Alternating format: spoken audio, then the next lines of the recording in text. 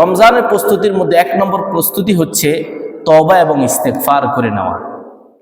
এটার কারণ কি? রমজান মাসে আল্লাহ তাআলা সকলকে সাধারণ ক্ষমা ঘোষণা করে দেন। রমজান মাসে আল্লাহ তাআলা সকলের জন্য আল্লাহ তাআলা তার রহমত, মাগফিরাত, নাজাতের দরজা খুলে দেন। তো এখন আমি আপনি যদি রমজানের আগে নিজেকে পাক সাফ করে পবিত্র হতে পারি, তাহলে রমজানে গিয়ে আমি আপনি ভালো আমল করতে পারবো, নেক আমল করতে পারবো, এমনকি আল্লাহ তাআলা আমাকে আপনাকে রমজানের মাসে ভালো অবস্থায় পাবে। যেমন আমি আপনি যখন কোনো ভালো জায়গায় যাই, একটা অনুষ্ঠানে যাই, যে কোথাও যাই, আমরা আগে কি করি? নিজেকে পবিত্র করি, নিজের পোশাক পরিচ্ছদ এগুলো সুন্দর করে তারপরে যাই। এটা একটা প্রস্তুতি। তো এটাও আমাদের কলবের প্রস্তুতি। আমরা এই 11 মাস অনেক গুনাহ করেছি, অনেক গুনাহে জর্জরিত। এখন নিজের অন্তরকে পরিষ্কার করে তওবা ইস্তেগফার করে আমরা সবাই প্রস্তুতি নিব। এটা এক নম্বর প্রস্তুতি। 2 নম্বর হচ্ছে রমজানের ফজিলত সম্পর্কে নিজেদেরকে সবাইকে জানতে হবে। রমজানের ফজিলত এবং রমজানের ফজিলত সম্পর্কে জানা এবং এগুলো নিয়ে আলোচনা করা, যে সামনে রমজান আসতে আছে, রমজান মাসের কি কি ফজিলত আছে। আপনি যদি এখন থেকে রমজান মাসের ফজিলত, রমজানের রোজার ফজিলত এগুলো জানেন, তাহলে আপনার রমজান আসলে আপনার গুরুত্বটা আপনার কাছে বেশি মনে হবে এবং আপনি গুরুত্ব দিবেন।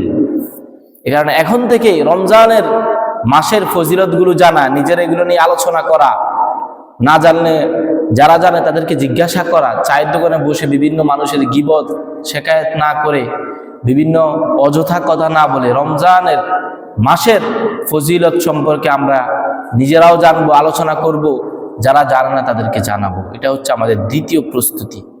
3 নম্বর প্রস্তুতি হচ্ছে ক্ষমা ও সওয়াবের জন্য নিজেকে একবারে দৃঢ় প্রতিজ্ঞাবদ্ধ হওয়া, যে ইনশাআল্লাহ এই রমজানে আমি আমার জীবনের সকল ক্ষমা আল্লাহ তাআলার দরবারে আমি আমার ক্ষমা সুনিশ্চিত করেই ছাড়ব। এটার জন্য এখন থেকে দৃঢ় প্রস্তুতি নেওয়া। যেমন গতকালকে নির্বাচন হয়েছে, তো আমাদের বিভিন্ন রাজনৈতিক দল সবাই দৃঢ় প্রতিজ্ঞা করছে, হ্যাঁ 12 তারিখে আমরা যেভাবে হোক জিতবো। আগে থেকে দৃঢ় প্রতিজ্ঞা করছে। ঠিক যে কোনো একটা ভালো কাজ, আপনার যেই কোনো কাজ, আপনি 2 দিন পর একটা কাজ করবেন, তখন আপনি যদি 2 দিন আগে, হ্যাঁ আমি আগামীকাল ওই কাজটা করব, ওই প্ল্যান করেন, দৃঢ় প্রতিজ্ঞা করেন, তাহলে কাজটা কি হবে? সুন্দর হবে। তাহলে আমাদেরকে এখন থেকেই দৃঢ় প্রতিজ্ঞা করতে হবে যে ইনশাআল্লাহ এই রমজান আমি সুন্দরভাবে কাটাবো। এই রমজানে আমি নিজের ভালো, অন্যান্য রমজান থেকে এই রমজান আমি বেশি সওয়াবের কাজ করব এবং নিজের যত গুনাহের কাজ রয়েছে সেগুলোর জন্য আল্লাহর দরবারে আমি বেশি বেশি করে আল্লাহর কাছে ক্ষমা প্রার্থনা করব। এটা হচ্ছে আমাদের তৃতীয় প্রস্তুতি। 4 নম্বরে যে প্রস্তুতি আমি আপনি নিতে পারি সেটি হলো রমজানের পূর্বের রমজানের কোনো কাজা রোজা থাকলে সেগুলো এই রমজানের আগে আদায় করে নেওয়া। 1 বছর চলে গিয়েছে, আমার আপনার, বিশেষ করে মহিলাদের তো নির্দিষ্ট কিছুদিন থাকেই, তাদের ওই সময় রোজা রাখতে পারে না, তাদের তো অবশ্যই রোজাগুলো রেখে রাখতে হবে। আর পুরুষদের মধ্যে যদি কেউ অসুস্থতার কারণে বা যে কোনো কারণে শয়তানের ধোঁকা পড়ে হোক আপনি রমজানের রোজা রাখতে পারেন নাই গত বছর, তাহলে গত বছরে কয়টা রোজা আছে, কয়টা রাখতে পারেন না, এগুলো এই রোজার আগে আপনি কাজাগুলো শেষ করে ফেলেন। এই রোজার আগে কি করে ফেলা? কাজা রোজাগুলো শেষ করে ফেলা। 5 নম্বর হচ্ছে আল্লাহ তাআলা রমজানে সকল মানুষকে, যেটা আমি প্রথমেই বলেছি, আল্লাহ তাআলা রমজানে সকলকে সাধারণ ক্ষমা ঘোষণা করেন। এই সাধারণ ক্ষমা আল্লাহ তাআলা সকলকে দেন, কিন্তু 2 ব্যক্তি ব্যতীত। যেমন শবে বরাতের রাতেও সেটা আলোচনা হয়েছে, শবে বরাতের রাতে আল্লাহ তাআলা সকলকে ক্ষমা করে দেন, কিন্তু 2 ব্যক্তিকে ক্ষমা করেন না। ওই 2 ব্যক্তিকে, একজন হচ্ছে আল্লাহ তাআলার সাথে শিরিককারী, যারা আল্লাহ তাআলার সাথে অন্যকে শিরিক করে তাদেরকে আল্লাহ তাআলা কখনো ক্ষমা করেন না। 2 নম্বর হচ্ছে যারা হিংসা করে, যারা হিংসায় থাকতে পারে না, সেই হিংসার জ্বালায় তার আর মন দিল ভালো নেই, সারাক্ষণ মানুষের পিছনে লেগে থাকে হিংসায়, হিংসুককে আল্লাহ তাআলা ক্ষমা করবেন না। এই 2 গুণ থেকে আমার আপনার এখন যদি আমাদের ভিতরে একটু একটু থেকে থাকে, এই 2 গুণ আমাদের মধ্য থেকে দূর করে ফেলা। শিরিকের কোনো গুনাহ করে থাকলে আল্লাহ তাআলার কাছে খালেস দিলে তওবা করা, হিংসার মতো এত ভয়াবহ একটা এত খারাপ যদি গুণ আমাদের মধ্যে থাকে তাহলে এটা জুড়ে ফেলা, তাহলে আপনি রমজানে সাধারণ ক্ষমা পাবেন। কিন্তু আপনি যদি এই হিংসা, বিদ্বেষ, গীবত, চগলখড়ি এগুলো আপনার মনে থাকে, বাহিরে উপরে ভিতরে সব দিক দিয়ে থাকে, শিরিক করা এই সমস্ত কাজ আপনার ভিতরে থাকে, তাহলে রমজান আপনি সাধারণ ক্ষমা পাবেন না। এই কারণে আমার আপনার মধ্যে যদি এই সমস্ত কোনো খারাপ গুনাহের অভ্যাস থাকে, এগুলো থেকে আমাকে আপনাকে বিরত থাকা, এগুলো থেকে আমরা ফিরে আসতে হবে। এগুলো থেকে ফিরে আসলে ইনশাল্লাহ আমি আপনি রমজান মাসে সাধারণ ক্ষমা পাওয়ার জন্য শতভাগ আশা করতে পারি। এটা হচ্ছে আমাদের 5 নম্বর রমজান মাসের প্রস্তুতির বিষয়। 6 নম্বর হচ্ছে রমজানের রোজার সকল মাসলা মাসাইল সম্পর্কে জানা। আপনি এত কষ্ট করে রমজানের রোজাগুলো রাখলেন, কিন্তু আপনার একটা রোজাও কবুল হইল না, তখন আপনার থেকে আর খারাপ অন্য কারো লাগবে না, আপনার অনেক খারাপ লাগবে। এত কষ্ট করে রমজানের রোজাগুলো রেখেছেন, কিন্তু দিন শেষ আপনার আল্লাহ তাআলার আমলনামায় যখন কিয়ামতের দিন আপনার আমলনামা খোলা হবে, অমুক ব্যক্তি আব্দুল্লাহ আব্দুর রহমান অমুক ব্যক্তি তো একটা আমলও কি করা হয়নি, কবুল করা হয়নি। কারণ কি? সে যথাযথভাবে সঠিক নিয়মে করতে পারে নাই। রমজানের রোজা কি কি কারণে ভেঙে যায় সেগুলো আমার আপনাকে জানতে হবে, জেনে সেগুলো থেকে অবশ্যই বিরত থাকতে হবে। এরপরে কি কি কারণে রমজানের রোজা মাকরুহ হয় সেটাও জানতে হবে। মাকরুহ হচ্ছে আপনার কোনো একটা আমল, যেমন আপনি নামাজ পড়লেন, রোজা রাখলেন, যে কোনো কাজ করলেন, ভালো কাজ করলেন, এটা মাকরুহ হলে আপনি ওটার যদি ওই আপনার কাজটা যদি আল্লাহ তাআলা দরবারে কবুলও হয়, তাহলে আপনি অর্ধেক সওয়াব পাবেন, অর্থাৎ আপনার ওই আমলটা অর্ধেক কমে যায়, মান অর্ধেক কমে যায়। এই মাকরুহ কি কি কারণে রমজানের রোজা মাকরুহ হয়? অসংখ্য কারণ রয়েছে। এর মধ্যে আমরা যেগুলো করি, মিথ্যা কথা বলা, গালিগালাজ দেওয়া, অন্য রোজদারিকে কষ্ট দেওয়া, আরো বিভিন্ন কারণ রয়েছে। এই রমজানের মাকরুহগুলো সম্পর্কে জানা এবং কি কি কারণে রমজানের রোজা ভেঙে যায়, মোট কথা রমজানের সকল মাসলা মাসাইল আমাকে আপনাকে জেনেই রোজা রাখতে হবে। শুধু না খায়ে থাকলেন, এটার নামে রমজানের রোজা না। নিয়ত করতে হবে। হ্যাঁ, আপনি নিয়ত করবেন প্রতিদিন, কোন সময়, সেহরির সময়, অথবা সেহরির সময় না করলেও ওই দিনের 10টা-11টার আগ পর্যন্ত নিয়ত করার সুযোগ আছে, তাহলে সেহরির সময় করে ফেলা ভালো। আর সেহরি করা হচ্ছে মুস্তাহাব, ভালো, এটা করলে সুন্নত, মুস্তাহাব, ভালো কাজ। সেহরি না করলে যে রোজা হবে না এমনও না। অনেকে মনে করে সেহরি না, আজকে সেহরি করি না, আয় হায় শেষ, আজকে রোজায় রাখতে পারবো না। না না, সেহরি করা হচ্ছে মুস্তাহাব। আল্লাহ তাআলা আপনার জন্য সুযোগ দিয়েছেন যে আপনি শেষ রাতে খান, খাইয়া নিজের শরীরটাকে একটু কি করেন, শক্ত করেন, যাতে সারাদিন একটু ভালোভাবে থাকতে পারেন। কিন্তু আপনি যদি নিজে এই সুযোগটা গ্রহণ না করেন তাহলে কোনো সমস্যা না। আপনি যদি না খাইয়া রোজা রাখতে পারেন তাহলে কোনো সমস্যা নেই, কিন্তু নিয়ত করতে হবে, রমজানের রোজার নিয়ত, যে আমি আগামীকাল রোজা রাখবো। এইভাবে রমজানের যত মাসলা মাসাইল আছে, সকল মাসলা মাসাইল আমাকে আপনাকে জানতে হবে, জেনে আমার আপনাকে সেই অনুযায়ী আমল করতে হবে। তাহলে ইনশাআল্লাহ আমার আপনার আমল কবুল হবে।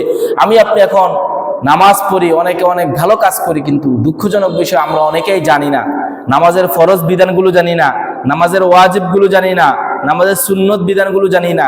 এগুলো যদি আমি আপনি না জানি, তাহলে এত কষ্ট করে নামাজ পড়তেছেন, কিন্তু আল্লাহ তাআলার দরবারে গিয়ে দেখবেন আপনার এক ওয়াক্ত নামাজও কবুল হয়নি।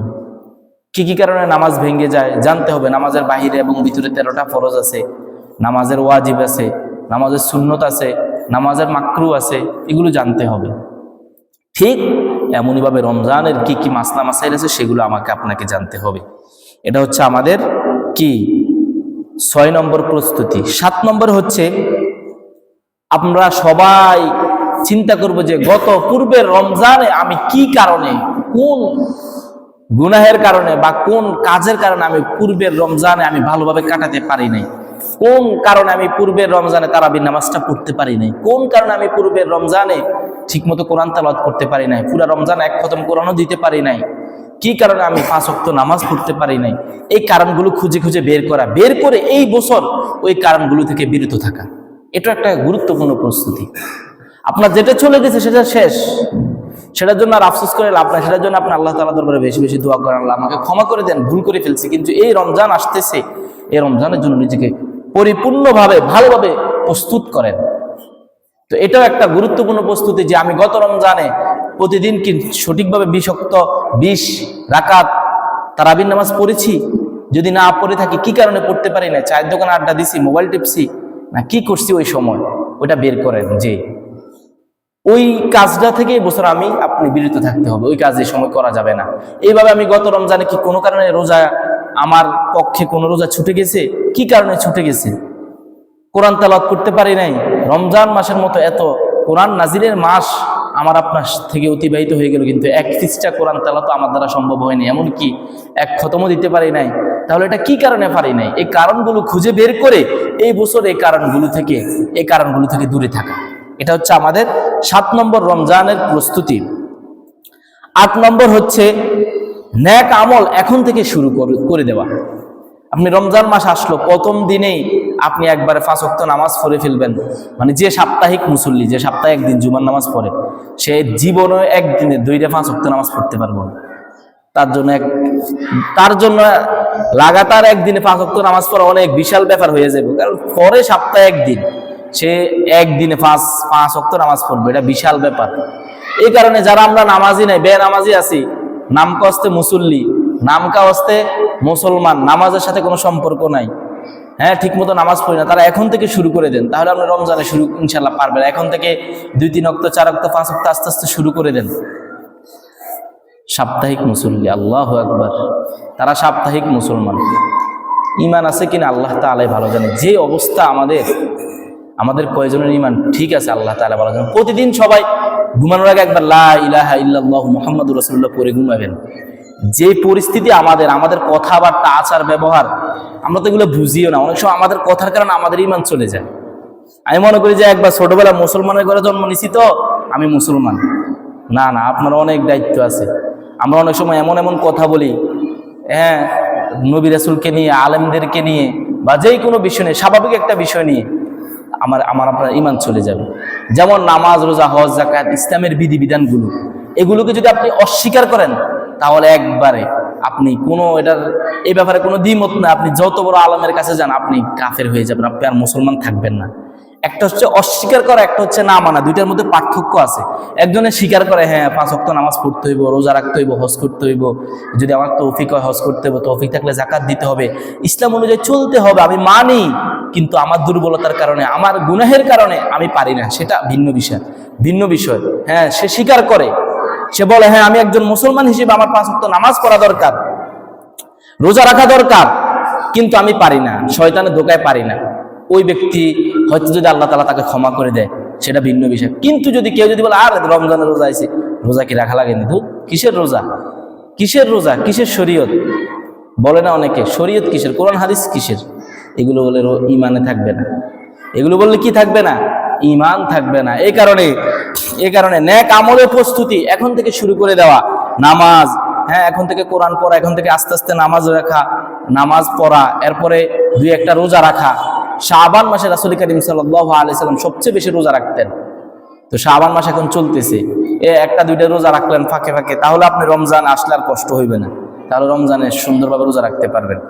যাই হোক, এটা হচ্ছে আমাদের 8 নম্বর প্রস্তুতি। 9 নম্বর প্রস্তুতি, এটা খুবই গুরুত্বপূর্ণ। এটা হচ্ছে একটা রুটিন তৈরি করা। রমজানের জন্য আপনি একটা রুটিন তৈরি করে ফেলবেন। এই সময় আমি এই কাজ করব, হ্যাঁ 5 ওয়াক্ত নামাজের নির্দিষ্ট সময় নামাজ পড়বো, ওই সময় আমি কোরআন তেলাওয়াত করব, ওই সময় আমি ব্যবসায় সময় দিব, ওই সময় পরিবারের সময় দিব, ওই সময় যদি আপনি একটা রুটিন তৈরি করে ফেলতে পারেন, ইনশাআল্লাহ হয়তো আপনি হুবহু ওই রুটিন অনুযায়ী চলতে না পারলেও আপনার দেখবেন আপনার ডিসিপ্লিন, আপনার কাজগুলো অনেক সুন্দর হয়ে যাবে, দেখবেন আপনার দিন অনেক সুন্দর যাবে। এটা এত গুরুত্বপূর্ণ। আমাদের আকাবির দেওবন্দ, যারা আমাদের বড় বড় আলেম, বড় বড় উত্তরসূরি ছিলেন, আমাদের পূর্বপুরুষ যারা ছিলেন, তাদের কাজের মধ্যে বরকত ছিল এই একমাত্র একটি কারণে, তারা রুটিন করে ফেলতেন। যে কোনো কাজের রুটিন, আপনার দৈনিক আপনি কখন আপনার রোজগারের কাজে দিবেন, কখন আপনি ব্যবসায়ের কাজে দিবেন, কখন নামাজের কাজে দিবেন, কখন আপনি কোরআন তেলাওয়াতের জন্য সময় দিবেন, এগুলোর জন্য আপনি একটা খাতায় লিখে রুটিন তৈরি করে ফেলবেন। সময় নির্ধারণ করে, এই সময় থেকে এই সময় আমি ঘুমাবো, এই সময় আমি কোরআন তেলাওয়াত করব। আপনি আপনার সময় অনুযায়ী, আপনার যদি সময় থাকে প্রতিদিন 1 ঘন্টা কোরআন তেলাওয়াত করতে পারবেন, তাহলে 1 ঘন্টায় রাখেন। 20 মিনিট পারলে 20 মিনিটে রাখেন, 10 মিনিট পারলে 10 মিনিটে রাখেন। এই 10 মিনিটে আল্লাহ তাআলা বরকত দিবে ইনশাআল্লাহ, যদি প্রতিদিন করেন। তো আপনার অবস্থা অনুযায়ী আপনার যখন যেটা সুযোগ হয়, নামাজের শত নির্দিষ্ট সময় আছে, নির্দিষ্ট সময় তো নামাজ পড়তেই হবে।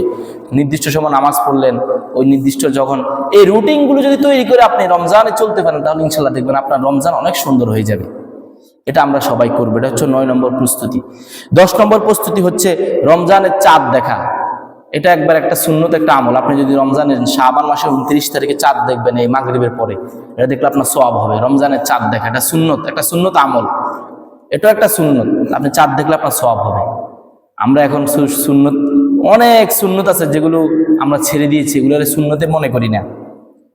11 নম্বর সর্বশেষ প্রস্তুতি হচ্ছে বেশি বেশি আল্লাহ তাআলা দরবারে দোয়া করা, আল্লাহ তাআলা যাতে সুস্থ রেখে আমাকে আপনাকে রমজানে পৌঁছার তৌফিক দেয়, যাতে রমজানের রোজাগুলো সুন্দরভাবে রাখতে পারি, রমজান মাসটাকে সুন্দরভাবে কাটাতে পারি। সেটার জন্য এখন থেকে কি করা? দোয়া করা, বেশি বেশি দোয়া করা। আল্লাহুম্মা বারিক লানা ফি রাজাবিন ওয়া শাবান ওয়া বাল্লিগনা রমাদান। তাহলে 11টা প্রস্তুতির কথা বললাম।